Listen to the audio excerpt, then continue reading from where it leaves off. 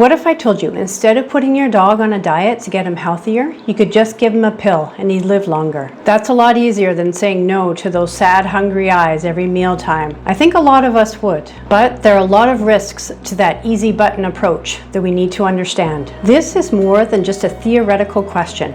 This is the question many pet owners will be asking themselves later this year if Loyal's new longevity drug for dogs gets its conditional approval. The actual drug is being kept hush-hush until the approval, but I can tell you what pathway in the body this drug targets, how it works, and how we can target the same pathway in the body without a pill.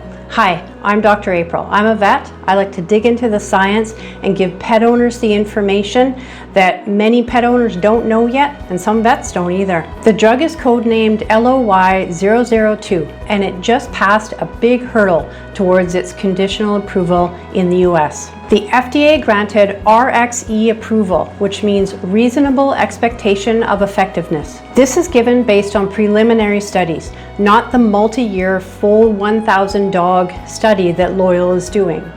Basically, the FDA is saying, we think you're onto something here, and as long as you can prove safety and quality and consistency in manufacturing, you can bring the drug to market before your regular study is 100% finished. This could shave a decade off the time to bring a drug to patients. This process is super helpful because, as you can imagine, a longevity study takes a very long time. Loyal actually has the first and the second drugs to receive the RXE approval for longevity.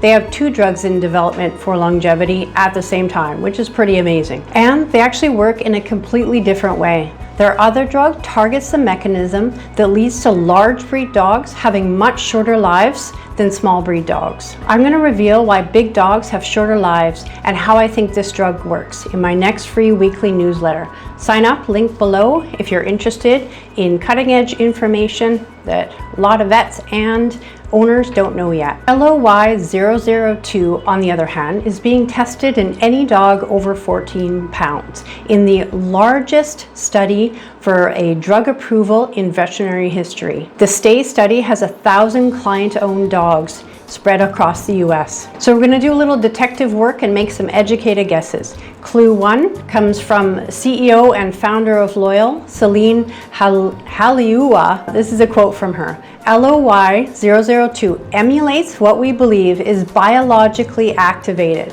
when a dog is calorically restricted. The dogs don't lose weight, and it's not a weight loss drug.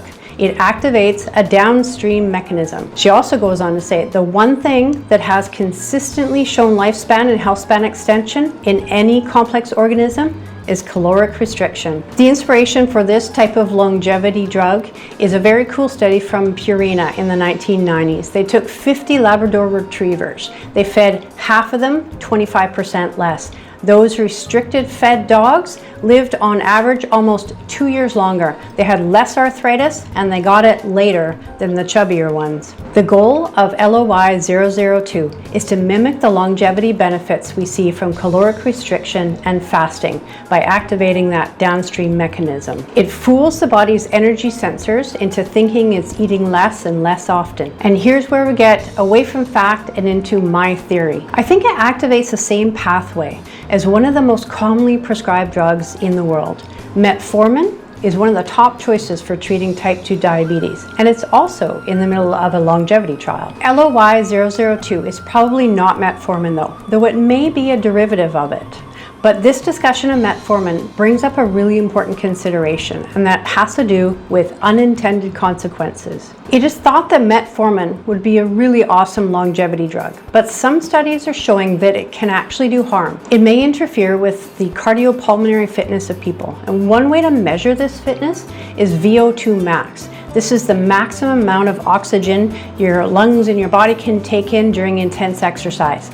High VO2 max is strongly correlated with longevity. Metformin can make it so that some people, when they exercise, don't get that increase in VO2 max like they normally would if they're training, and so they don't get that longevity bonus. That shows how complicated these systems are. When we think we're doing good with one thing, we can actually be causing harm in another. To be clear, I am not saying that LOY-002 is metformin or that it has the VO2 max problem.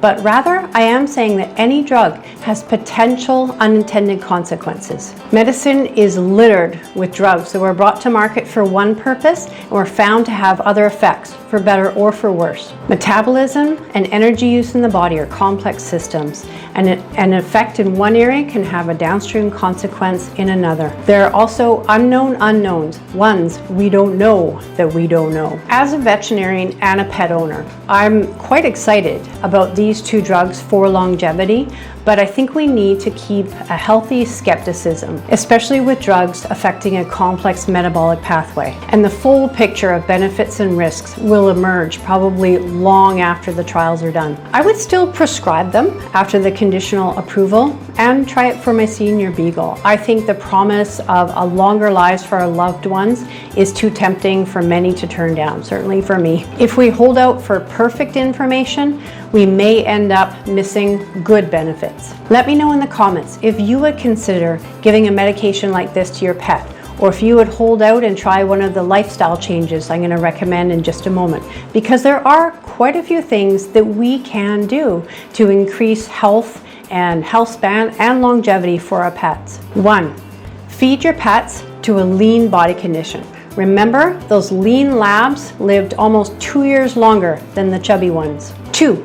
Exercise is huge for pets and for people. It's good for brains, stress, muscles, hearts. If you just took steps towards these two things, you'd be ahead of the game, lean and exercised. To quote longevity Dr. Peter Attia, exercise is the most potent longevity drug we have. Number 3, add in some high quality food. And number 4, feed less often. A recent study looking at 20,000 dogs showed that those that were fed once a day had less disease. Watch this video here to learn more details. 5, get chronic inflammation under control. Get rid of dental disease, arthritis, skin conditions. We know that obesity can create chronic inflammation. And we also know that chronic inflammation is at the foundation of so many of our chronic diseases in pets and in people too. 6, recognize and treat problems early.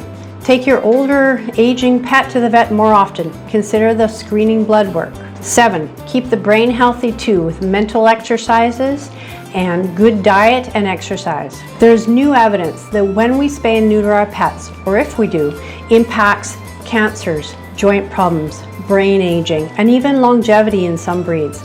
Watch this video next to see which breeds you should think twice about spaying.